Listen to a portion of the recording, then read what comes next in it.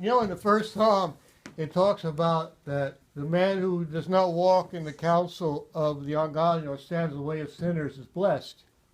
You know, and what is it, let's take a look at that. What it means blessed. That means happy. The man who does not walk in the counsel of the ungodly, does not stand in the path of sinners, or sits on the seat of scornful, is happy, but he delights in the law of the Lord, and he meditates in it all, day and night. When he wakes up in the morning, when he goes to bed at night, and well, you think about what your life will be like. Why you have your blessings. Because you're walking in this way that is not contrary to the Lord, and that whatever you do shall prosper. You have good jobs, good homes, and everything, and you are really happy, and if you to think about, contrast that, well, you may think that somebody else who is not walking the Lord might be feeling better, like the one. Another psalm, he says, he saw the end of those who looked rich. But what happens if you don't follow in that way? That you'll be like the leaf that the chaff which the wind drives away. And they separate the wheat from the chaff, and the wind just blows that chaff away, or blows that waste away. It's gone no more, spread to the winds. And you gotta think, what do you really want to be?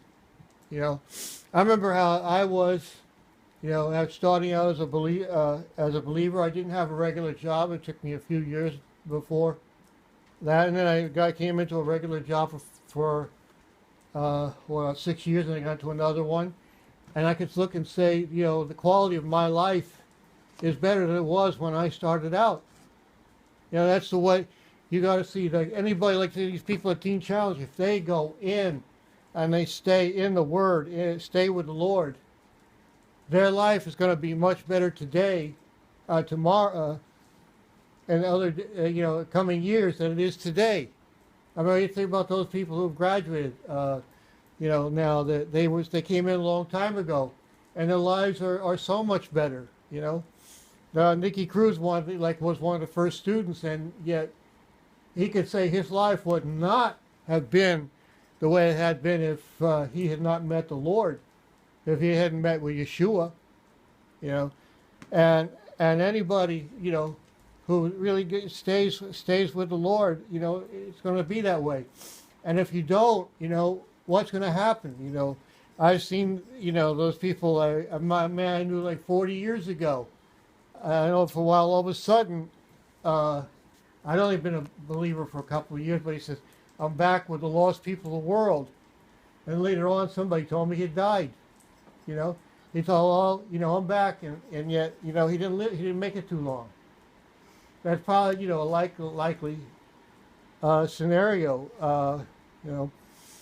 And he realized, there's coming a time, we're going to be judged, all judged. We got, for us who are believers, the judgment seat, and then for those who are outside, there's the great white throne judgment, And those people who are going to be in the great white throne, they're not going to stand. They're not going to be happy, Be told, depart from me, you cursed, into the lake of fire prepared for the devil and his angels, prepared for a place that wasn't prepared for you, but prepared for others.